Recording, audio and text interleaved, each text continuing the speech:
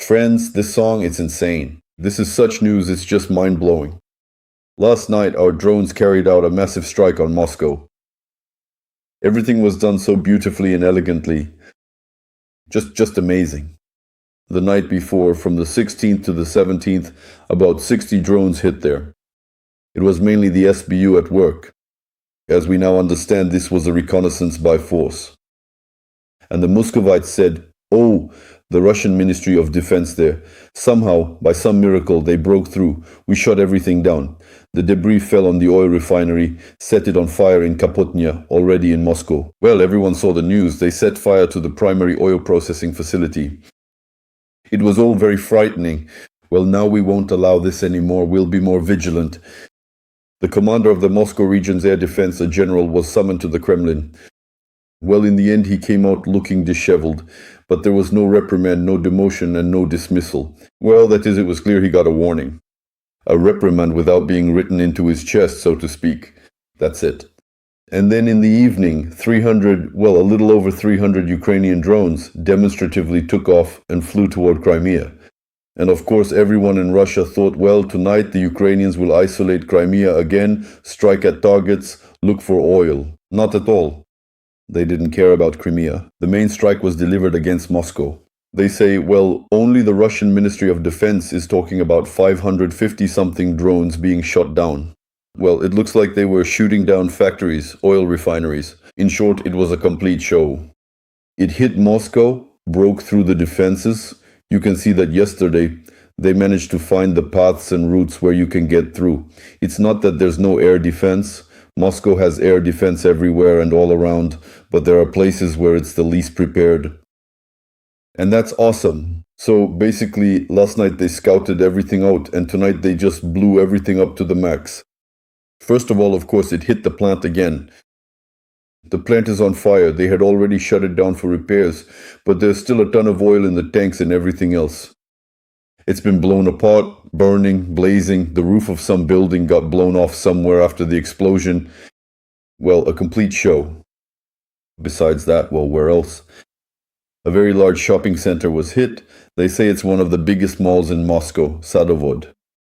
Sobyanin, puffing up his cheeks, says, "We shot down the drone. The debris fell onto the roof of the shopping center and caught fire. The market is burning. Finally, such ordinary things are burning for them."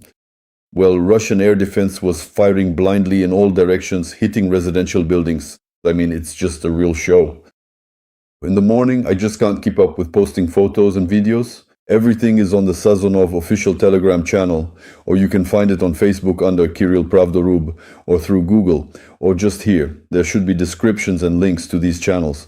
Go and take a look because everything is priceless. Videos of these burning sites, the burning factory, the smoke, everything, the burning market, the shopping mall, rockets flying into homes. Well, it's all well deserved, absolutely deserved. This is quite comparable to the shelling of Kiev, really, but we just don't have an oil refinery in Kiev. That's it. The clouds of smoke are like that. Well, people are in total panic. Yesterday's sluggish calls like, "Alla Vladimirovna, I guess I won't be going to work." No, now it's completely different. There are screams, shouts, statements. In Moscow, Muscovites are swearing a lot, I see. It turns out it was a mistake to consider them the elite. Well, some districts are already being evacuated. Can you imagine? Was there ever anything like this during World War II, where entire districts of Moscow were evacuated because soot was covering the city and there was nothing to breathe? I think all Muscovites are panicking about how to pack, where to run, where to escape to. There are traffic jams on the roads, no gasoline. Looters are rubbing their hands and saying, "Come on, leave faster." Well, in general, of course, this is quite something. And all of this is happening in Moscow, right before the eyes of foreign diplomats, international organizations, foreign businesses, all the foreign journalists who are based in Moscow. Oh, there are going to be some phone calls today. There might even be calls to Beijing, probably.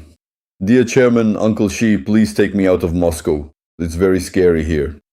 Yes, after this, it will be incredibly hard for Putin to keep spinning tall tales about how they're shooting everything down and have almost won. He's becoming a laughingstock.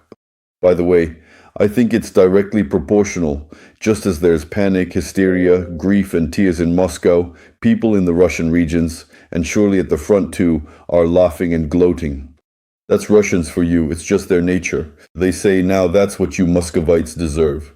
Well, we're not going to argue about that. Yes, that's exactly what Muscovites deserve. Friends, let me repeat, there are wonderful photos and videos from Moscow on the Sazonov official Telegram channel.